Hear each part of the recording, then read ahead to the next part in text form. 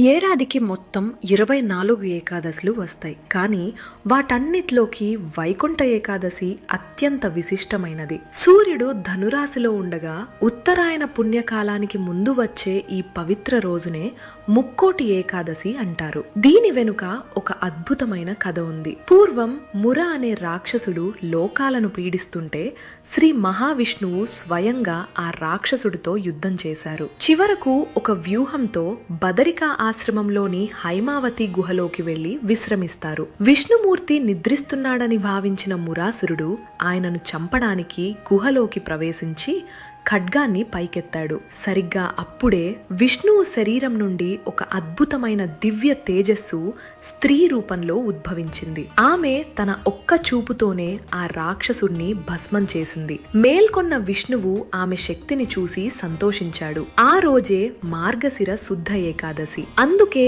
ఆమెకు ఏకాదశి అని పేరు పెట్టి ఈ రోజున నిన్ను పూజించే వారికి వైకుంఠ ప్రాప్తి కలుగుతుంది అని వరమిచ్చారు స్వామి. అందుకే ఈ రోజున ఉత్తర ద్వారం గుండా స్వామిని దర్శించుకుంటే జన్మ ధన్యమవుతుందని భక్తుల నమ్మకం.